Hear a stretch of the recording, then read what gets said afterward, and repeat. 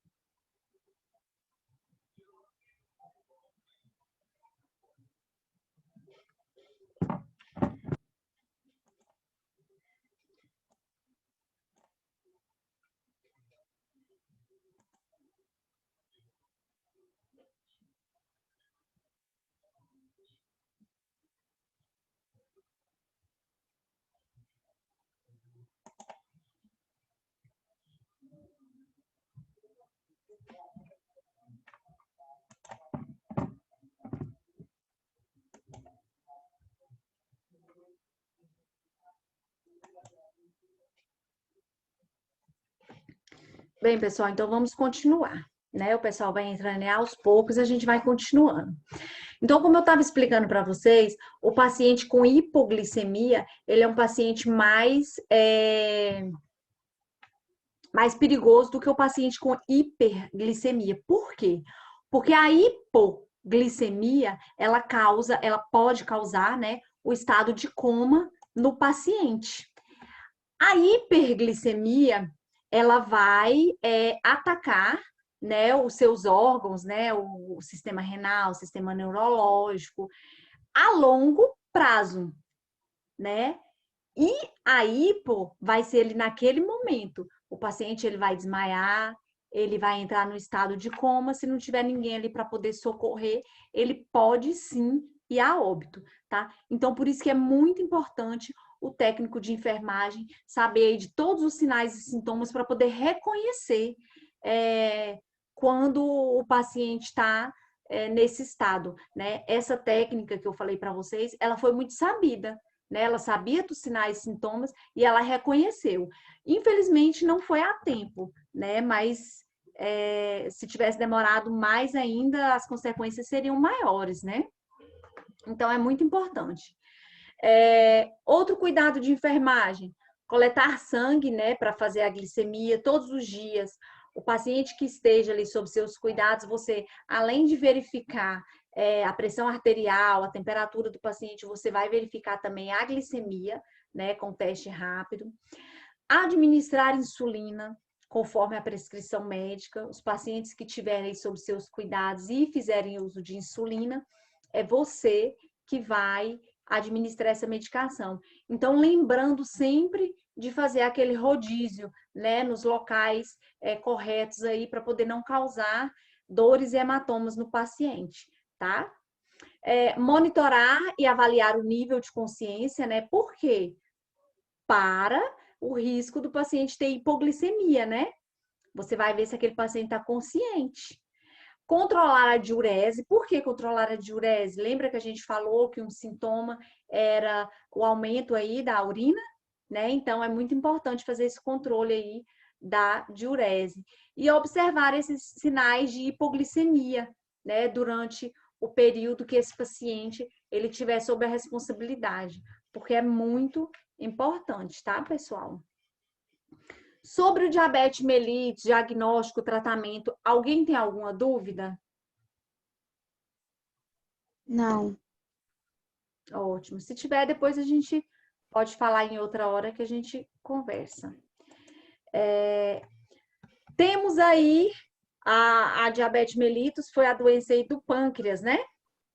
Da disfunção aí da glândula pancreática. E temos o hipertiroidismo e o hipotiroidismo, que é a disfunção da glândula da tireoide, né? Tudo que a gente fala hiper é porque é de mais e hipo é porque é de menos, tá? O hipertiroidismo, a glândula tireoide, ela vai estar trabalhando intensamente, tá? Ela vai ter aí excesso de hormônios, então ela vai ficar em hiperatividade o tempo todo, né? Se não tratar esse hipertiroidismo, vai haver algumas complicações, e essas complicações vai acelerar aí os batimentos cardíacos, vai causar alguma insuficiência cardíaca, tá? Então é muito importante tratar.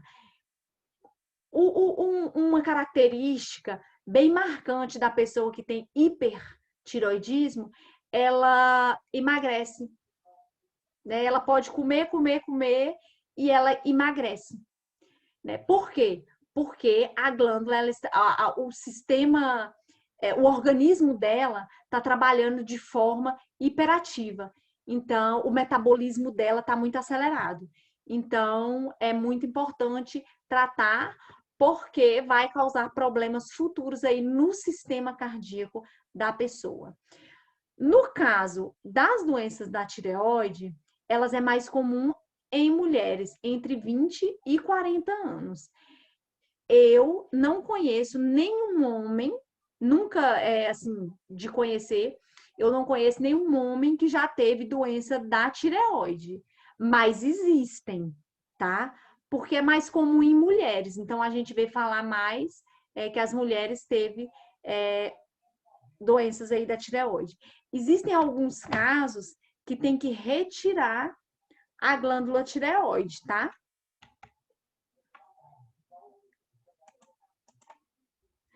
Quais são aí os sintomas do hipertiroidismo? A mulher ela vai sentir muito calor, né? Um calor exacerbado. Ela vai suar demais, né? Vai transpirar demais. Vai ter fraqueza muscular, os batimentos cardíacos acelerados, né? Que eu falei para vocês, cansaço, fadiga, perda de peso acentuada é uma das principais características da pessoa que tem hipertiroidismo.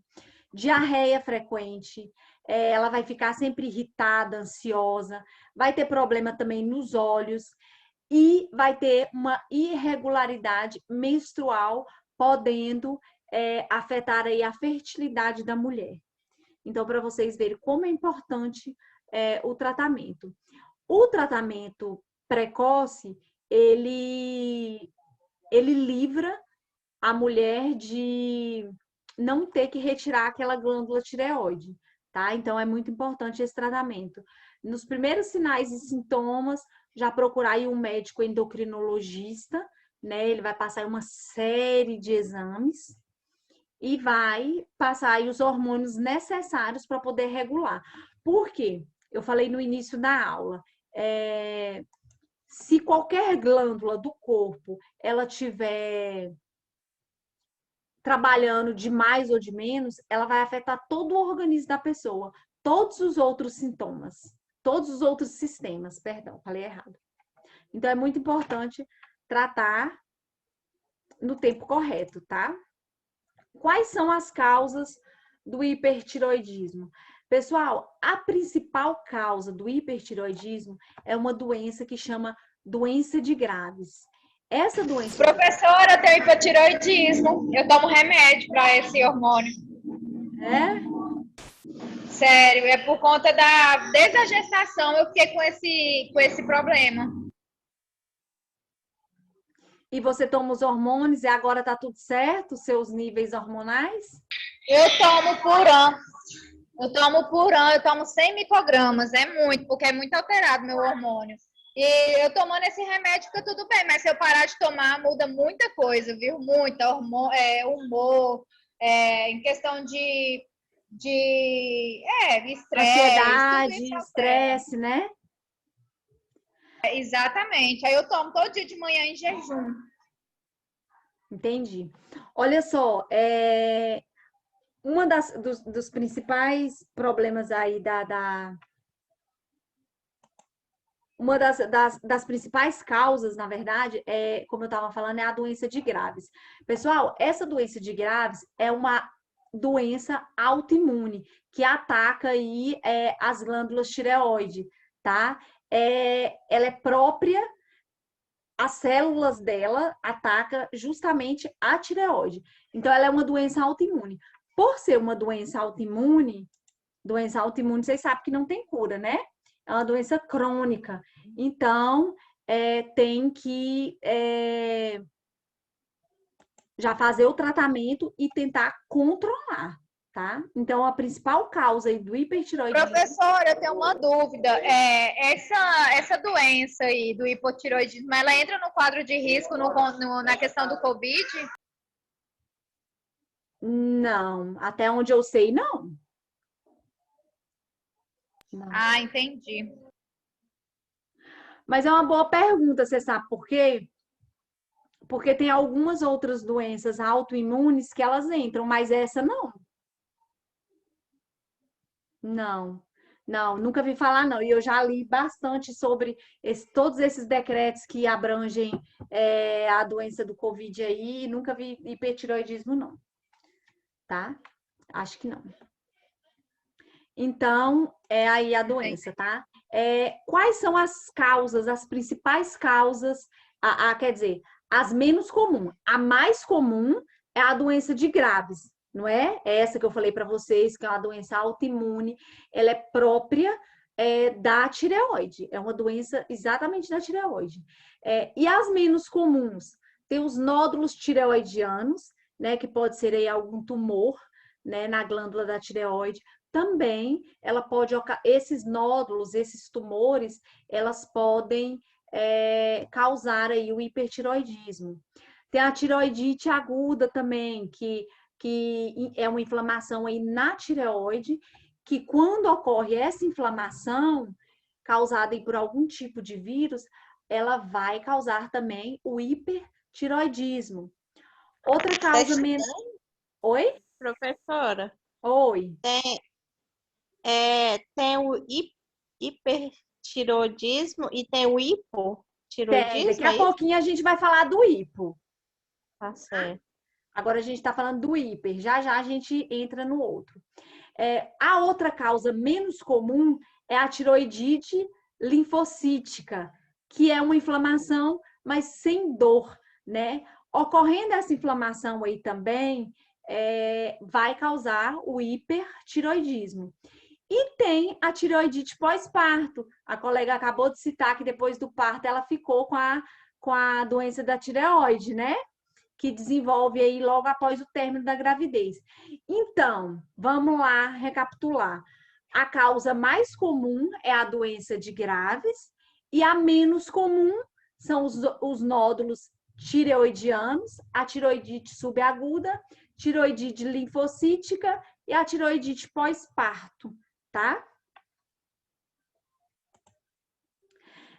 Como que o médico vai fazer esse diagnóstico, né? Primeiramente, você vai relatar aí, né, pela sua história clínica, ele vai suspeitar que você está com problema na tireoide. Ele ainda não sabe se é o hipor ou se é o hipo, né? Então, ele vai pedir aí uma série de exames para poder ver, para poder medir, né, os níveis aí dos hormônios da tireoide, né? A partir desses exames, o médico ele vai diagnosticar e determinar também o tipo do hipertiroidismo que o paciente tem, para só então depois entrar com tratamento. Porque cada paciente, por mais doenças iguais que eles tenham, cada paciente ele é tratado de uma forma. Porque os níveis da tireoide de uma pessoa não é igual da outra pessoa. Então, cada paciente ele vai ter um tratamento, uma dosagem totalmente diferente, tá? Então, o médico ele vai pedir essa série de exames para poder fazer um diagnóstico correto. E depois do diagnóstico, o médico vai entrar com tratamento. Esse tratamento são os medicamentos antitireoidianos, né? Que vai diminuir aí a quantidade de hormônio da tireoide, fazendo aí ela trabalhar de forma normal, tá?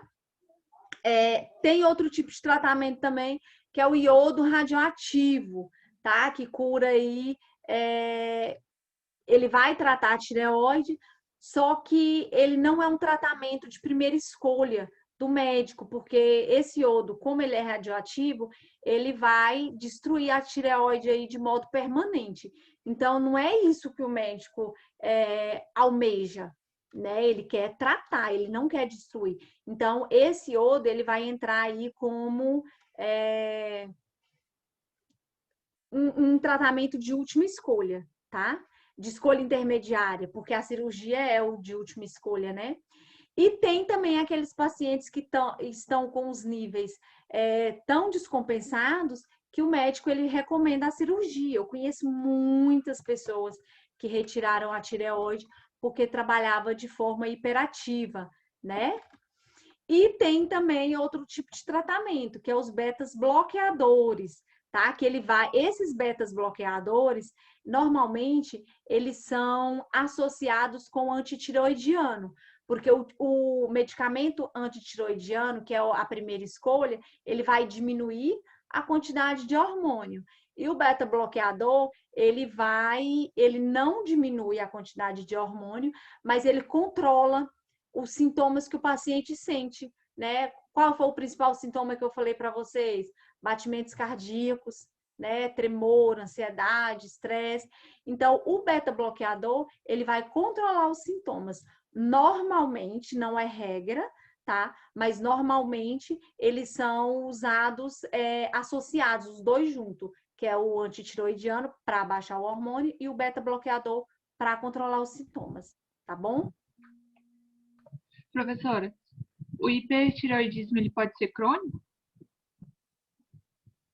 Só se você não tratar. Mas assim, o que acontece?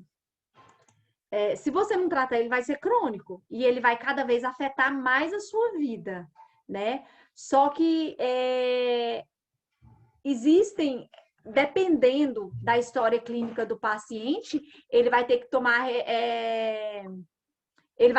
esses hormônios pro resto da vida para poder manter. Às vezes, se foi diagnosticado logo no início e os níveis não tá tão descompensado, você tomar 3 meses, 6 meses, 1 ano, resolve. Agora, tem pessoas que procura tratamento tardiamente e a situação clínica dela já está muito comprometida, que essa pessoa ela tem que tomar esses hormônios aí para o resto da vida, tá? Então, se torna crônico, sim. E se parar de tomar, é igual a colega falou, os sintomas, ele maltrata muito o paciente, que nesse caso, 90% são mulheres, né? Então, pode se tornar crônico, sim. E quais são os cuidados de enfermagem? Estado nutricional é muito importante, porque lembra que eu falei que o metabolismo do paciente está bem acelerado? Então, o metabolismo está trabalhando de forma rápida, o apetite do paciente ele vai o quê? Aumentar, tá? Então, tem que estar sempre atentado aí para o estado nutricional do paciente. No caso, os pacientes com hipertireoidismo, além dessa taxa metabólica aumentada, ele sente um calor muito excessivo. Inclusive, algumas mulheres confundem os sinais e sintomas do hipertireoidismo com os sintomas da menopausa, por causa do calor, né? Monitorar aí os sinais vitais e os efeitos colaterais aí do tratamento. Lembra que eu falei para vocês que o principal sintoma aí é os batimentos cardíacos acelerados? Então, tem que monitorar esse tratamento para ver como que os batimentos cardíacos estão reagindo àquela medicação, tá? E orientar aí sobre o resultado do tratamento, né? Por que do resultado do tratamento? O paciente para qualquer tipo de tratamento, em qualquer tipo de patologia, o primeiro passo do tratamento é conscientizar o paciente a modificar ali o seu estilo de vida e as alterações que o corpo vai trazer. Nesse caso, vai alterar aí o apetite e o peso, tá, do paciente. Então, tem que estar sempre orientando o paciente aí sobre o resultado do tratamento. Normalmente, pessoal, quem vai fazer isso aí é o médico, tá? Passou demais, né? Beleza. Alguém tem alguma dúvida sobre o hipertiroidismo?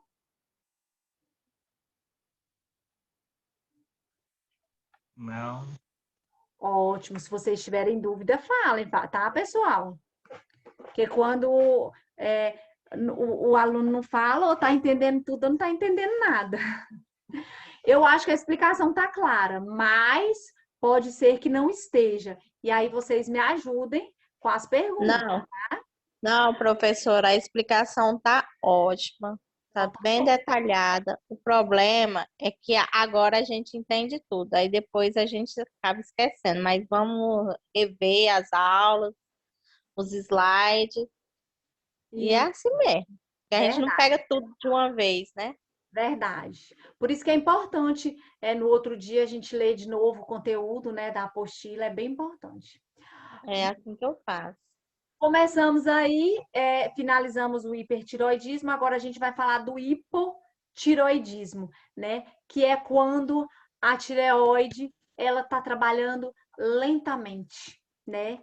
E aí, dessa forma, ela vai afetar ainda mais as funções do corpo, né? Um dos principais sintomas aí que a mulher já vê, assim, absolutamente rápido é o ganho de peso, né? Às vezes fala assim, ô fulano, mas faz tempo que eu não te vejo, parece que você engordou um pouquinho, aí, não, é porque eu tô com problema na tireoide. Quem nunca ouviu isso?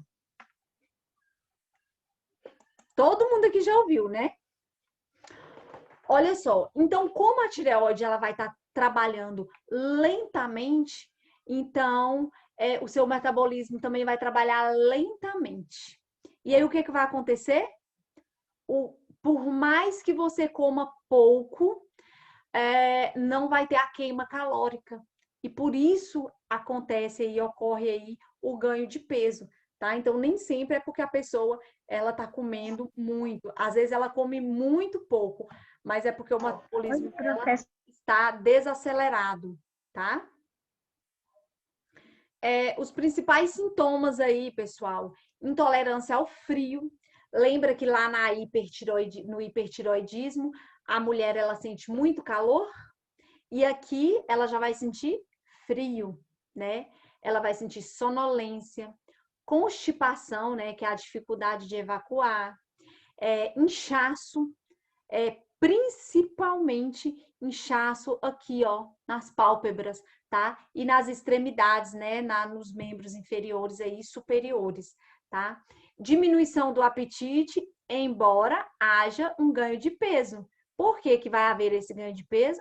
Porque o metabolismo, ele não está trabalhando como deve, tá? Raciocínio lento, muitas vezes esse hipotiroidismo ele pode evoluir para um quadro depressivo, tá? Unhas quebradiça, cabelo seco, quebradiço também, tá? Muitas vezes acontece aí também na mulher, quando ela tá com hipotiroidismo, a queda de cabelo, tá? Causa aí até em alguns lugares ficar sem o cabelo, careca, né?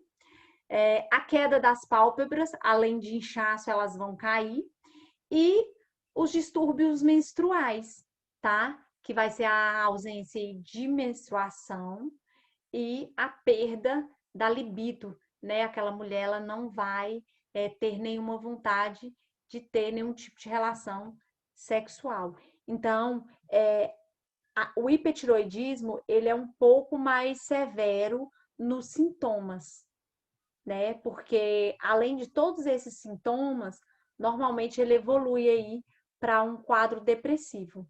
E aí uma doença associada com outra, vocês sabem que não é brincadeira, principalmente uma depressão, né? Então, é muito importante procurar o tratamento adequado e logo, tá? O tratamento, pessoal, o diagnóstico eu não coloquei aqui, mas é igualmente o hipertiroidismo, tá? O diagnóstico ele é feito da mesma forma. O paciente vai relatar aí para o médico o que ele está sentindo, e o médico vai desconfiar e pedir aí uma série de exames para poder fazer um diagnóstico correto, tá? E aí esse tratamento aí vai ser com as doses de hormônios também. Para cada paciente, uma dosagem, tá bom? Os cuidados de enfermagem são bem parecidos também com os cuidados de enfermagem de hipertiroidismo, só que com uma diferença, né? Como o paciente está sonolento, está depressivo, então esse paciente ele vai necessitar de um cuidado mais intenso, né? Às vezes o paciente ele não tem disposição, muitas vezes ele está muito sonolento, então você tem que auxiliar até na higiene do paciente, tá? Sinais vitais, lembra que eu falei lá no início que um dos sinais dos sintomas era frio? Então, se o hospital tiver aí um cobertor extra para poder oferecer para esse paciente, tá? Incentivar a pessoa ao retorno de suas atividades sociais e profissionais. Nesse caso aí, é o médico que vai fazer esse tipo de orientação, tá? E à medida que esses hormônios, esse T4 aí, essa tiroxina, que esse paciente for tomando, à medida que o tratamento for evoluindo, automaticamente as taxas delas vão ser regularizadas, né? E a pessoa vai ter uma vida totalmente normal. O que acontece com muitos pacientes, a gente vê relatos, é que ele começa o tratamento, aí se sente melhor e aí para de tomar medicação, né? Isso aí acontece não só com a tireoide, né? Mas com qualquer tratamento. Muitas vezes o paciente começou a fazer um tratamento de outro tipo de doença e ele viu que melhorou, aí ele para aquele tratamento. Nesse caso, não pode. Tem que finalizar o tratamento, ter todos os retornos com o endocrinologista, para poder ver se os níveis de hormônios estão dentro da taxa correta. E só assim que vai suspender o tratamento, vai finalizar o tratamento, tá? Então, é muito importante fazer o tratamento aí até o fim. Pessoal, alguma dúvida sobre o que nós falamos hoje? Se tiver, pode perguntar agora.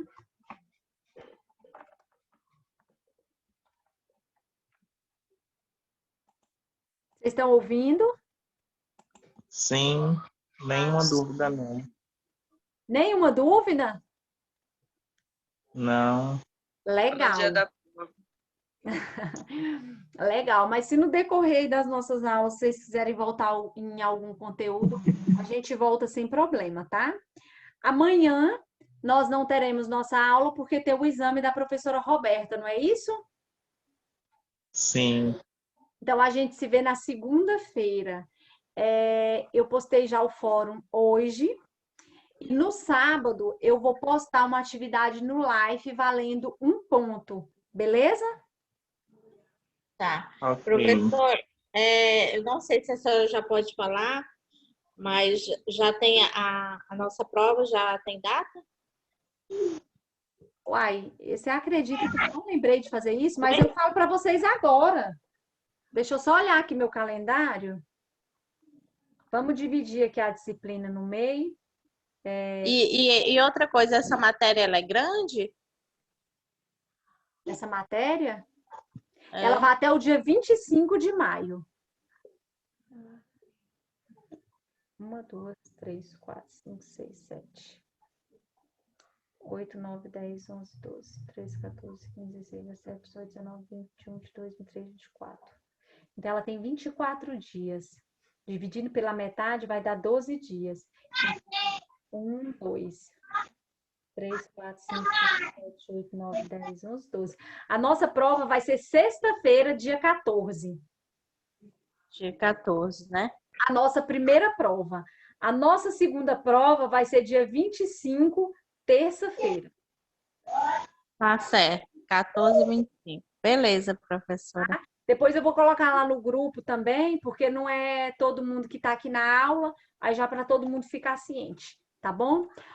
Tá bom. Se vocês precisarem de mim aí de hoje para segunda-feira, que a gente não vai se ver, pode me chamar. E aí no sábado, a hora que eu postar a atividade, eu aviso para vocês lá no grupo, tá bom?